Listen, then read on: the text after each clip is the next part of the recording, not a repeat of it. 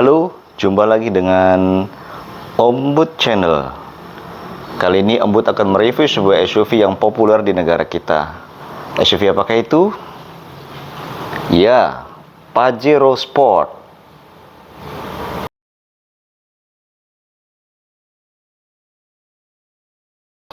Om Bud akan mereview dari bagian eksterior terlebih dahulu ya. Inilah eksterior dari Pajero Sport Dakar 4x4 generasi kedua. Mobil ini memiliki paras yang gagah ya. Kita lihat sekelilingnya. Ada over fender yang memberikan kesan gagah.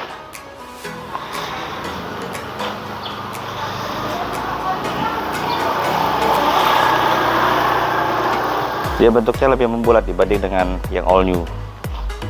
Seperti ini bentuknya.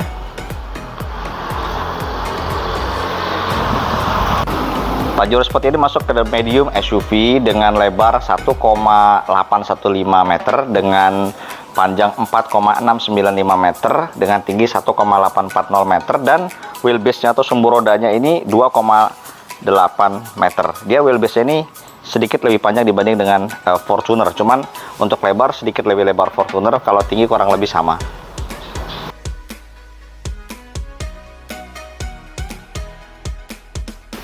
Seperti ini nuansa interior dari Pajero Sport Dakar 4x4 2011. Kita lihat ya dari door trimnya sudah ada wood panel, soft touch ya, cuman ini masih keras ya, juga masih keras. Power itu seperti ini, tidak all auto. Auto ini hanya yang bagian driver ke bawah saja. Ini untuk lock dan unlock kaca ya, kaca jendela. Ini untuk pengaturan spion. Kemudian tombol-tombol di setir ini digunakan untuk mengatur head unit ya. Hanya ada sebagian kiri, di sebelah kanan ini tidak ada. Kemudian sudah disertai dengan pedal shift ya. Yang sebelah kiri adalah untuk mengurangi gigi transmisi, sedangkan yang sebelah kanan untuk meningkatkan gigi transmisi. Instrumen cluster, ada tachometer, speedometer, ada pengukur suhu dan juga bahan bakar. Nah, di sini yang spesial ada indikator 4x4. Kemudian di sini ada MID ya. MID-nya ini cukup lengkap ya. Jadi average speed, offset temperatur, ketinggian, barometer ya, tanggal, jam, ya, fuel consumption-nya. Membuat rasa ini sangat informatif dan juga sangat lengkap ya. Untuk cluster AC-nya seperti ini modelnya. Dia belum dual zone, tapi sudah climate control ya. Untuk head unit, ini aslinya bukan seperti ini Om Bud tambahkan saja ya. Om Bud ganti dengan head unit Android. Terus kemudian untuk transmisinya ini 5-speed transmission yang bisa dirubah ke manual ya. Ke manual ya. Ini. Untuk ke manual bisa menggunakan shifter yang ada di sini atau menggunakan pedal shift yang ada di sini. Kemudian di sini ada tuas untuk mengaktifasi 4x4-nya ya. Ini 4H, 4HL, dan ini 4H lock. Kalau kita masukkan ke 4H lock seperti ini, maka dia akan masuk ke dalam low gear. Low gear itu adalah ada satu gigi lagi di bawah gigi satu, dimana gigi itu sangat kuat sekali torsinya yang biasanya kita gunakan saat menghadapi lumpur yang sangat berat atau tanjakan yang sangat terjal, atau misalnya untuk menowing. Kalau sudah masuk ke 4K seperti ini, kalau hanya untuk menarik truk seperti call diesel sangat ringan sekali. Kemudian parking brake-nya ini modelnya handbrake gini ya, belum elektrik. Konsol tengahnya seperti ini ya, masih sederhana. Lacinya belum soft touch, tidak ada material soft touch di sini ya, karena memang basic daripada Pajero Sport ini adalah triton. Jadi dia mengutamakan durabilitas ya.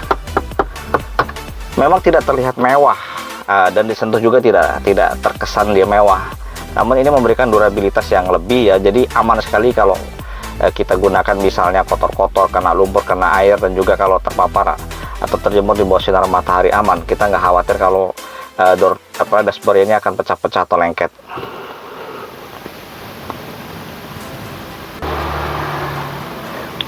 Ini Dakar versi generasi awal, jadi belum dilengkapi dengan sunroof, tapi dia sudah double blower. Double blowernya ada di sini, mirip dengan yang ada di Exit.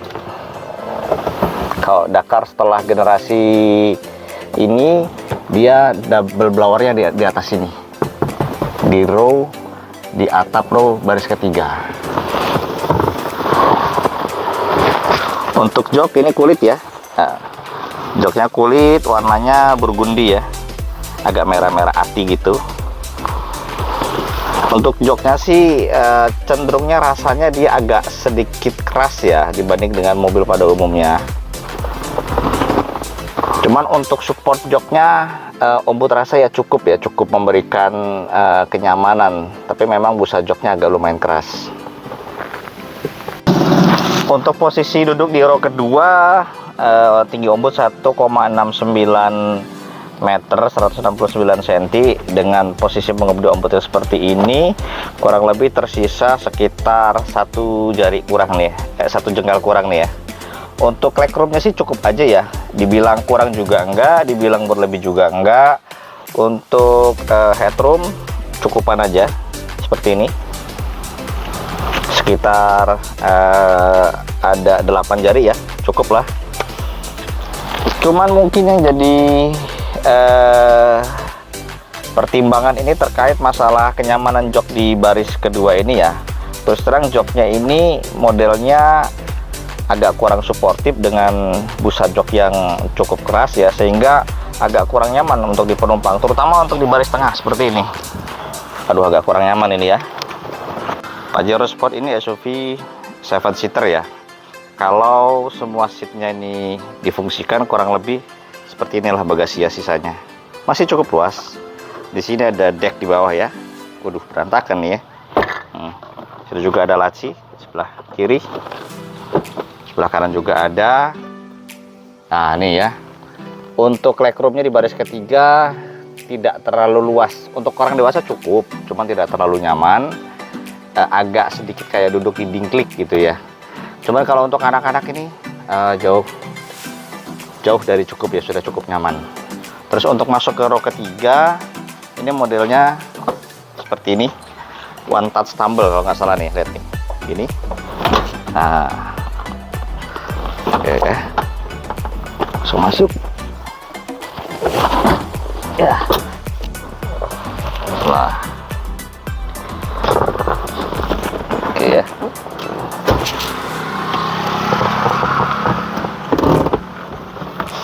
Nah, kurang lebih seperti ini. Untuk legroom sisa sekitar 3 jari ya. Sebenarnya ini untuk legroomnya nggak beda-beda jauh lah dengan seperti di Innova gitu ya.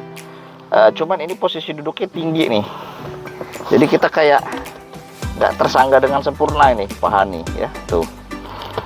Jadi kayak duduk di dingklik seperti itu ya. Ini sebenarnya kalau untuk orang dewasa sih, untuk jarak pendek-pendek sih cukup nyaman. Cuman kalau untuk jarak panjang Om Bud rasa kurang nyaman. Kalau untuk anak kecil, Om Bud rasa di bawah 12 tahun, ini cukup manusiawi. Untuk di row ketiga, di sebelah kanan itu ada blower AC, ada juga ada cup holder. Cuman yang di sebelah kiri ini belum ada.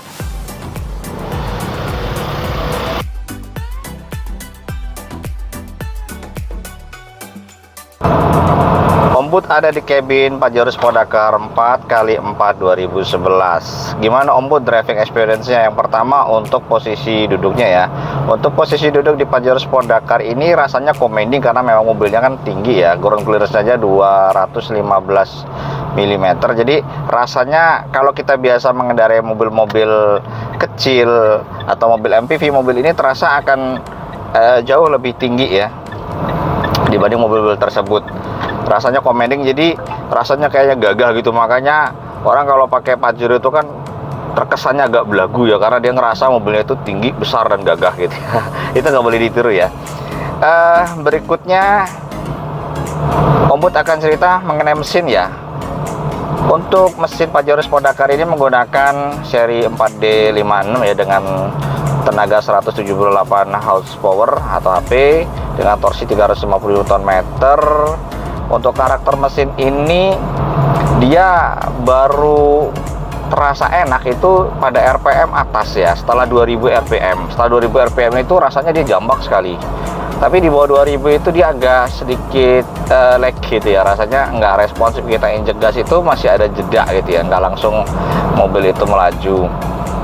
Kemudian untuk suara mesinnya, nah ini suara mesin Pajero Sport ini memang dia suaranya ini agak keras ya dibanding dengan diesel common rail pada umumnya. Kalau mungkin compare dengan Fortuner, apalagi di compare dengan Fortuner baru atau Pajero Sport yang baru, itu yang 4D56 ini memang suaranya lebih kasar.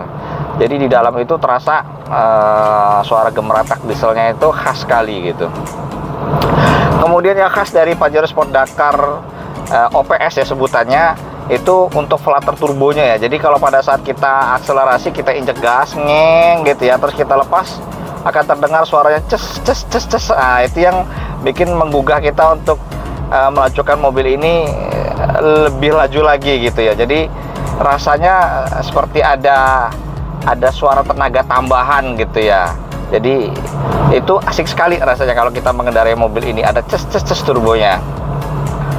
Kemudian untuk akselerasi ya 0 sampai 100 km per jam itu kalau yang sudah pernah mencatat itu sekitar 10,6 detik ya. Dia lebih cepat dibanding dengan Fortuner untuk pada masanya. Ya dia sedikit lebih lambat dibanding dengan Pajero Sport yang baru. Kalau compare dengan Pajero Sport yang baru, Pajero Sport yang baru itu dia untuk tenaganya lebih merata dari putaran bawah sampai putaran atas. Turbo lag-nya nggak terlalu terasa. Untuk yang all Pajero Sport ini turbo lag-nya terasa, tapi apabila dia sudah kick in turbonya itu terasa sangat jambak sekali. Makanya orang yang ngerasa bahwa Pajero Sport yang lama ini rasa turbonya, rasa jambakannya itu jauh lebih kerasa dibanding dengan membawa yang all new Pajero Sport. Tapi tetap Om Bud pernah nyoba dan juga pernah ukur yang all Pajero Sport dengan all new Pajero Sport, dari kecepatan berapapun tetap akselerasinya yang all new Pajero Sport dia lebih baik. Kemudian mengenai kenyamanannya gimana Om Bud? Apakah naik Pajero itu nyaman atau enggak? Ya, jadi perlu diperhatikan bahwa Pajero ini dibangun di atas sasis leather frame yang mengambil sasis atau berbagi sasis dengan Triton. Jadi karakter daripada truknya ini sangat kerasa gitu ya. Jadi lebih cenderung untuk yang all Pajero Sport ini dia rasanya lebih stiff, lebih keras ya. Tapi kalau Om Bud secara pribadi, kalau compare dengan all new Pajero baru itu lembut dia, suspensinya empuk gitu ya.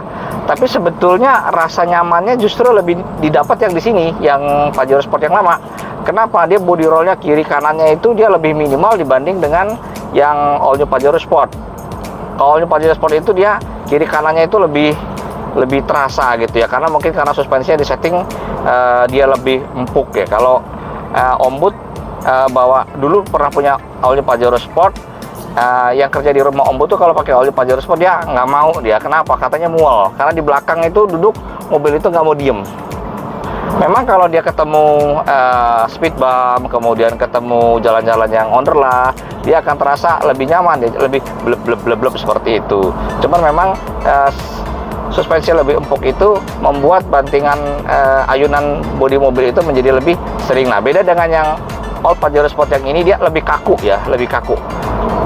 Kalau Om Bud rasa untuk jalanan yang bumpy, kemudian jalan onderlah, kalau Om Bud malah lebih senang pakai yang ini. Jadi dia rasa redamannya pas gitu ya. Memang agak sedikit keras, tapi kalau menurut Om Bud ini kompromi yang terbaik. Berikutnya untuk konsumsi bahan bakarnya gimana Om Bud?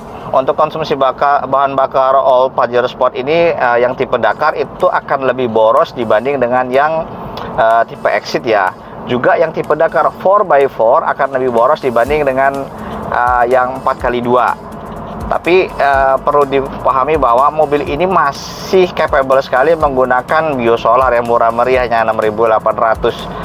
Om Bud ukur kalau untuk daily use gitu, seperti jalan-jalan di kecamatan atau kabupaten seperti ini dengan kondisi santai, kita injek gasnya itu secara berlahan, tidak sering overtaking, kemudian tidak sering menyalakan AC dalam waktu yang lama di dalam mobil selama mobil tidak bergerak.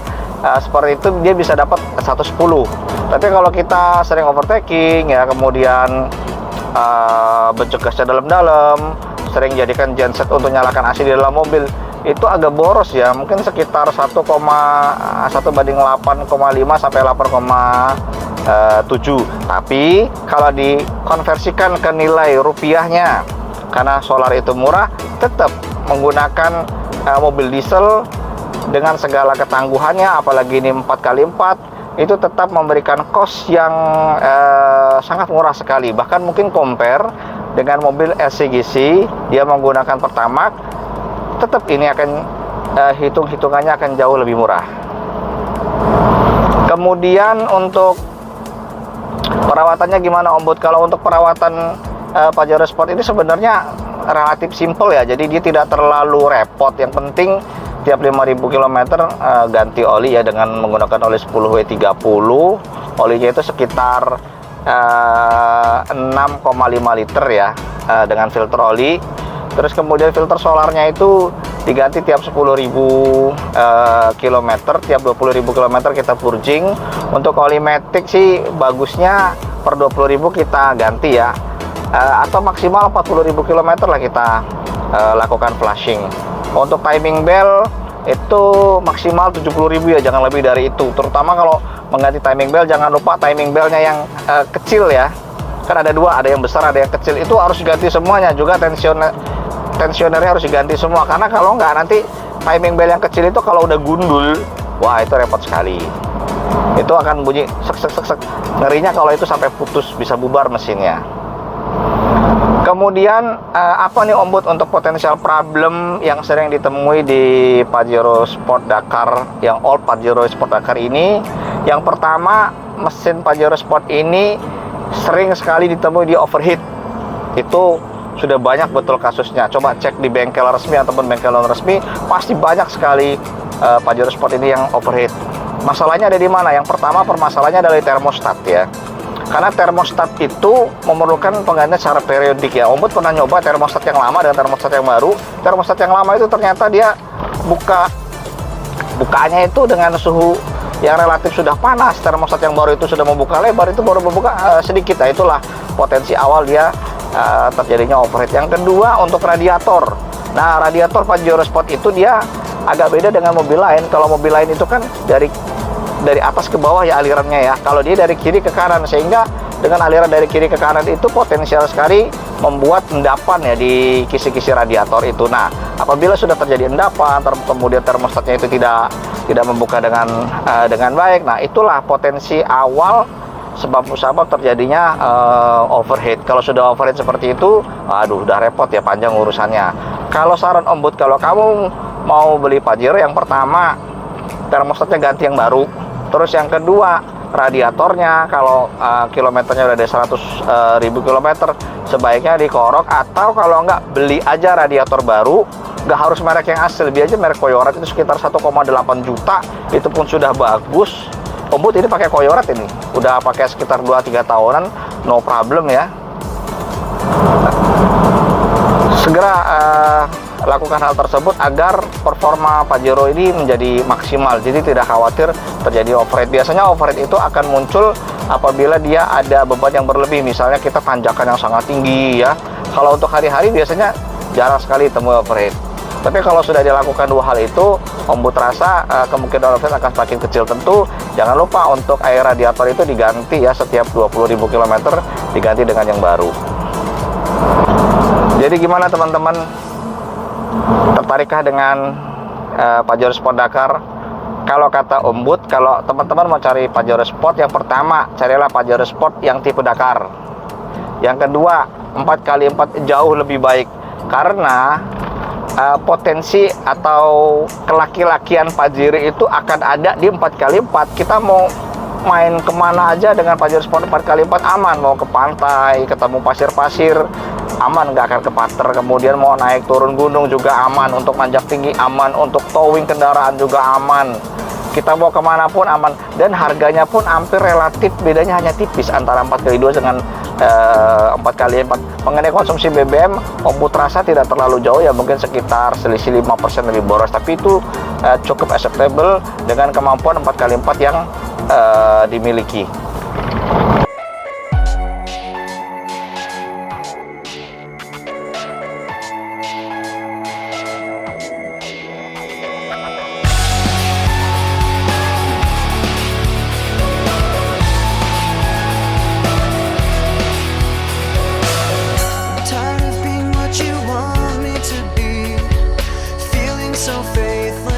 lost under the surface.